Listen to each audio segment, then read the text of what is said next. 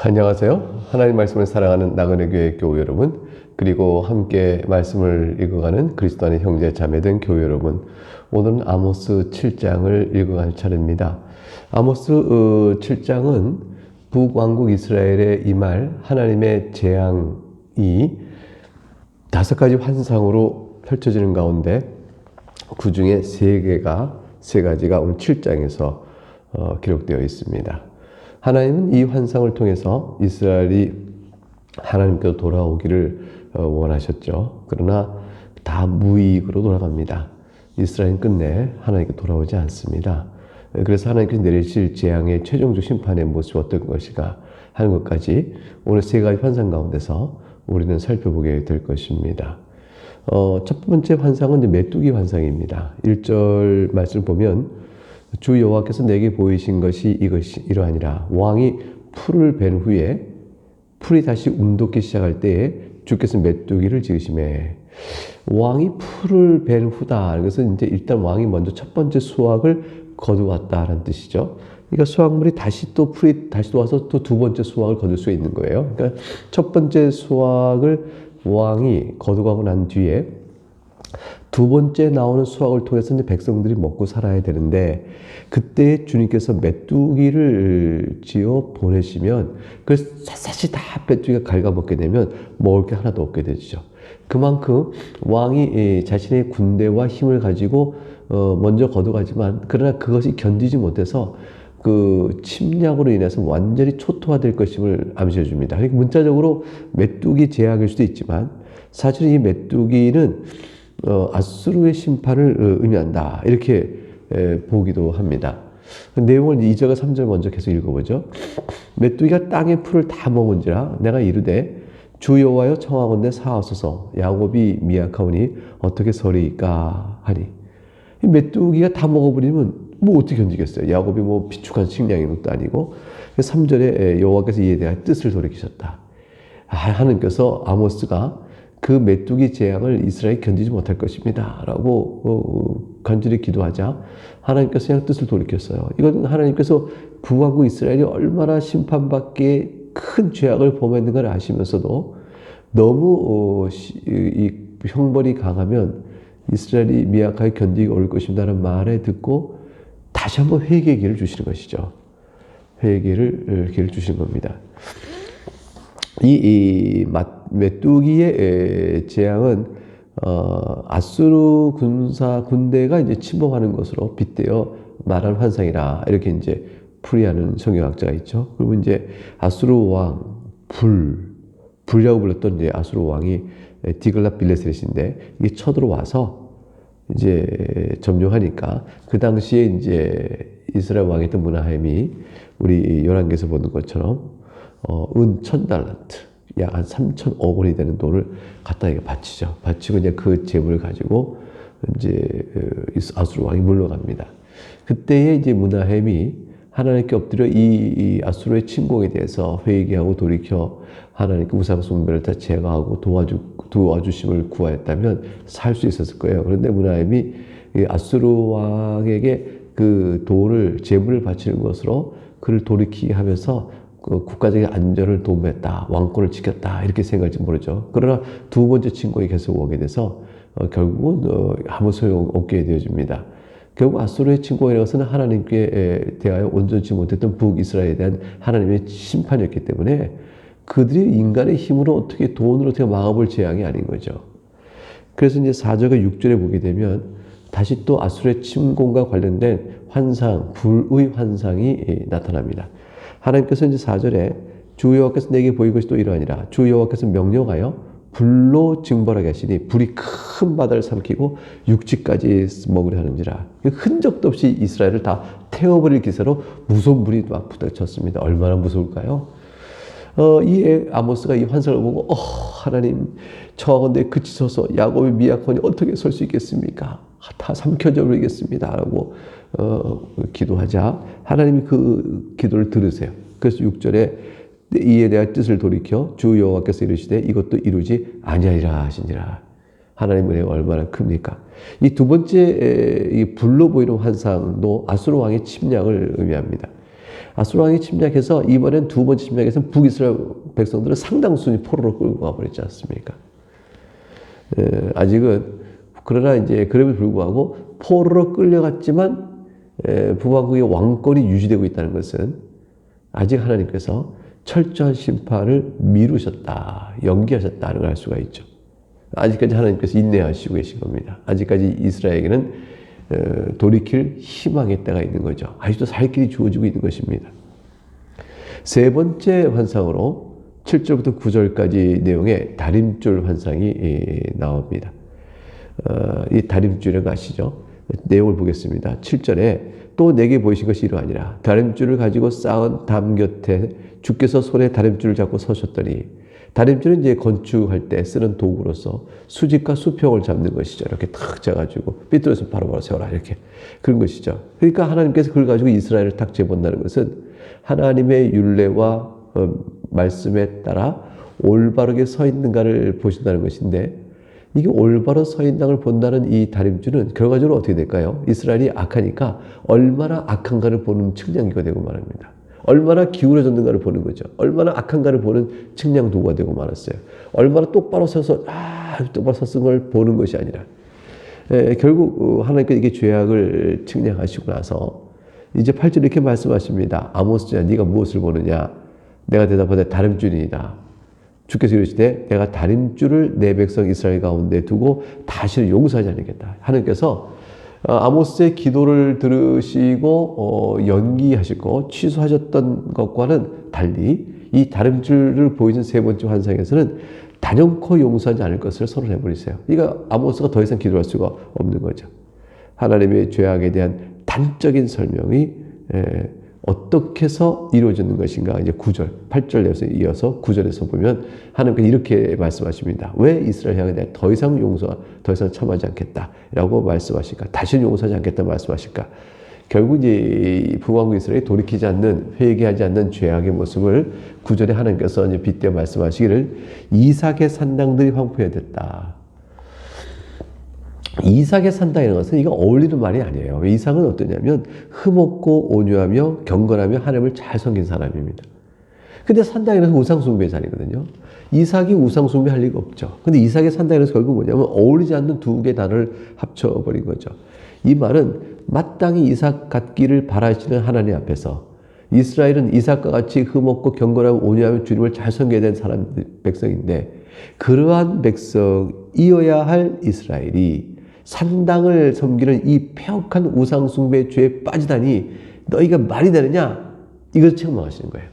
그 이삭의 산당을 황폐하겠다. 이삭과 같아야 될 내 백성이 우상을 섬기니 그 산당을 내가 황폐해버리겠다.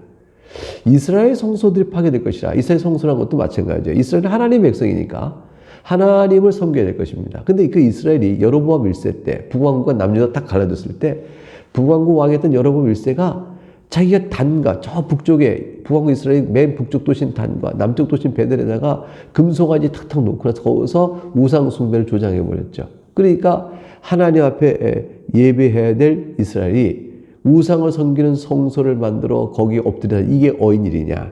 이게 모순된 일이죠. 이스라엘은 이름을 가질 수가 없는 거예요.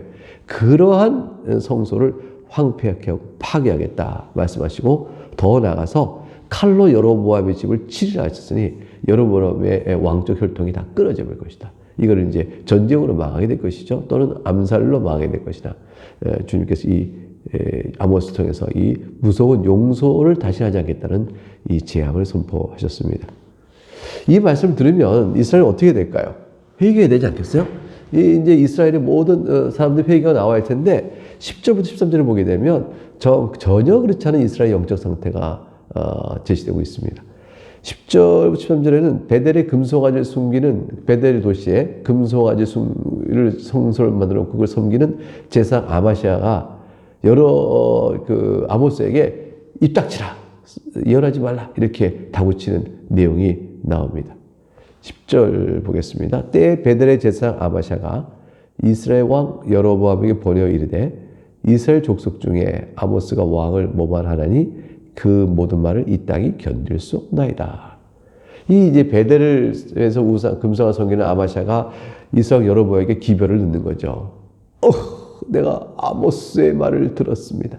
왕이시여 아모스의 말을 들었습니까? 아모스가 이 북이스라엘 향하여 저주하는 말을 들어보셔서 도무지 견딜 수가 없습니다. 라는 거예요. 자, 어떤 저주하는 말을 했다고 기별을 넣었을까요? 11절에 여기 나오죠. 아모스가 말하기를 여로보암은 칼에 죽겠다. 왕이시여 당신이 칼에 죽겠다고 말합니다. 이스라엘은 반드시 사로잡혀 그 땅에서 떠나겠다고 하나이다. 이것은 아마시아로서는 참 견디기 어려운 거예요. 왜냐하면 아마시아는 우상을 숭배하면서 뭐를 백성들에게 약속하겠어요.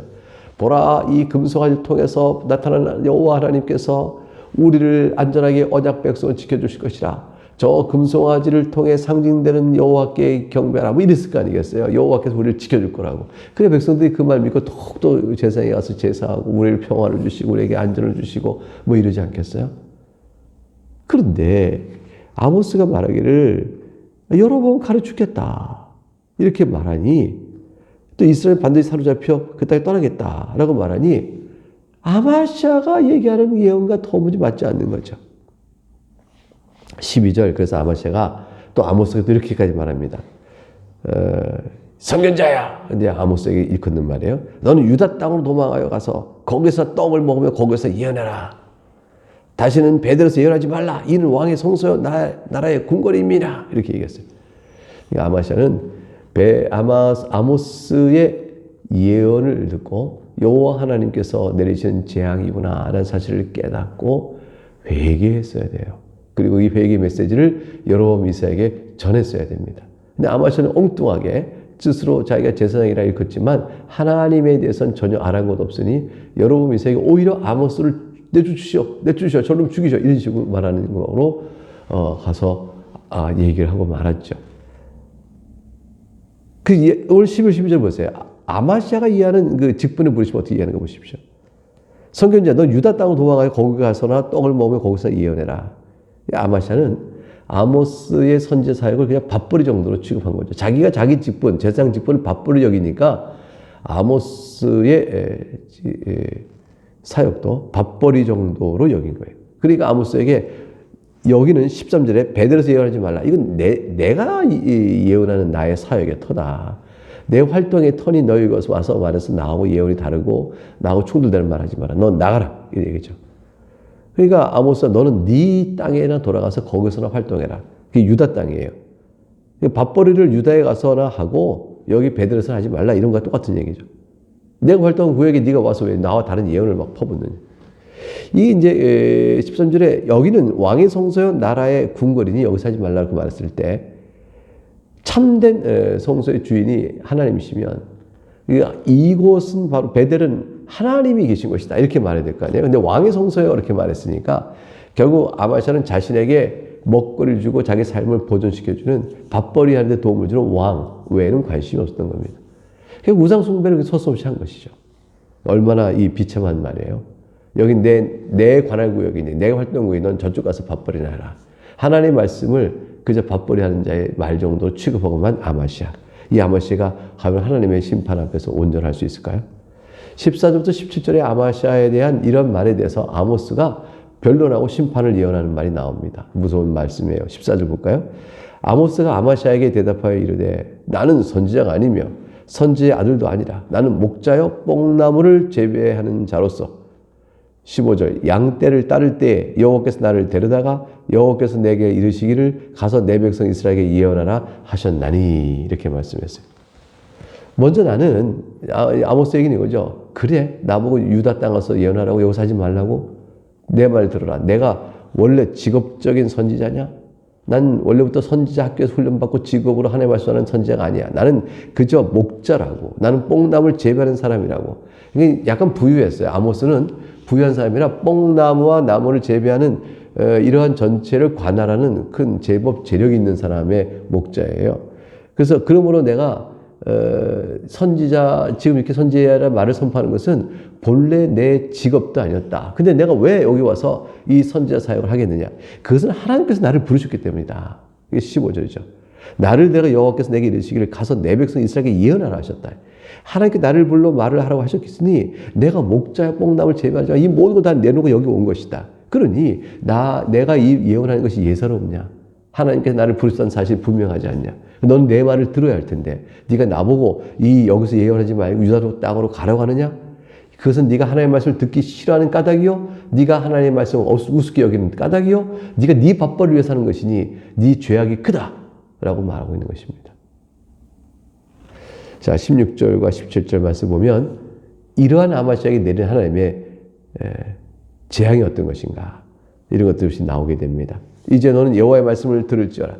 네가 이르기를 이스라엘에 대하여 예언하지 말며 이삭의 집을 향하여 경고하지 말라 하므로, 자, 네가 이렇게 말했으므로 네가 하나님께서 어떻게 너에 대해 말씀한 걸 내가 너한테 전하겠다. 17절. 네 아내는 성읍 가운데서 창녀가 될 것이요. 얼마나 끔찍해요. 네 자녀들은 칼에 엎드러지며 얼마나 비극적이에요. 네 땅은 측량에 나누어질 것이며 완전히 나라가 쪼개져 버립니다. 너는 더러운 땅에서 죽을 것이요 이스라엘 반드시 사로잡혀 그의 땅에서 떠나리라 하셨느니라. 여기서 너는 다시 아마시아죠. 아마시 땅도 측량에 나눠질 것이라니까 제사이 다 쫓기고 집안이 완전히 멸망할 것을 말하는데, 이게 가만히 보면 아마시아 개인의 문제가 아니라 이건 이스라엘 전체에 대한 예언과 같은 효과를 가져요. 왜냐하면 우선 아마시아 이런 아내가 성읍 가운데 창녀가 된다, 네 자녀 칼에 엎드린다 이런 말들은 다 뭐냐면 이 북왕국 이스라엘의 전쟁의 참화가 이루어질 때 나타나는 일이죠. 북왕국 이스라엘이 전부 다 아수르에서 공격받아 참화가 일어나 다 무너질 때, 그때 아수르 군대의 약탈과 그걸로 인해서 아마시아의 집안은 이렇게 멸문지화에게 참혹한 꼴을 당하게 된다는 뜻이죠. 이것이 이제 아마시아 개인에게 전쟁으로 인해서 아수르에서 당할 그런 모양을 예언하시면서도 불구하고 동시에 아마시아가 아모스에게 예언하지 말라 한 것처럼 북왕국 이스라엘 전체가 아모스의 예언을 듣기 싫었어요. 북이스라엘이 아모스의 예언, 심판 예언을 듣기 싫어한 것이므로 아마시아의 멸망은 북왕국 전체의 멸망에 대한 하나의 사례 제시와 같은 거죠. 실제로 북왕국 이스라엘 전쟁으로 멸망할 때 아마시아가 그 가운데 그렇게 당합니다. 거꾸로 이것은 아마시아의 이 멸문지와 예언의 재앙에 대한 예언 심판은 북왕국 이스라엘 전체가 당할 것을 미리 보여준 것 같다고 할 수가 있습니다. 어떤 말씀을 우리가 오늘 본문을 통해서 교훈을 받나요? 하나님께서 재앙을 두 번을 취소하신 걸 생각해 보세요. 하나님께서 재앙을 두 번에 취소해요. 메뚜기 재앙도 취소하시고 불의 재앙도 취소하셨습니다. 그래서 다림줄 재앙 때 하나님께서 용서하지 않겠다 하셨어요. 북이스라엘을 향한 심판을 미뤘으나 저들이 그 하나님의 인내하심을 시험하여 결국은 깨닫지 못한 채 회개치 않게 되었습니다. 도리어 하나님의 말씀 듣기를 거부하였죠. 자, 이걸 볼 때 우리는 하나님께서 심판하시기 전에 항상 경고와 경책과 돌이키라고 말씀을 주십니다. 이게 얼마나 하나님께서 자비로우신지 몰라요. 그럼에도 불구하고 듣고 완악하여 거부하는 자에게 이렇게 심판이 있게 되어집니다. 사실 우리는 어떻습니까? 하나님 경고의 말씀을 들으면 잘 회개하는 그런 자들입니까? 아니면 경고의 말씀을 무시하고 끝까지 자기 고집도 나가는 자들입니까? 우리는 사실 고집피는 자들이죠. 그런데 주님께서 우리 마음을 부드럽게 해주셨습니다. 성령 하나님께서 우리를 중생케 하시고 우리 마음을 부드럽게 해주시사 죄를 깨달아 하나님의 심판 앞에 죽을 자임을 알게 하시고 예수 그리스도 안에서 베풀어지는 하나님의 용서를 바라보고 예수를 믿는 자로 나오게 하셨습니다. 이것은 너무너무 큰 사랑입니다.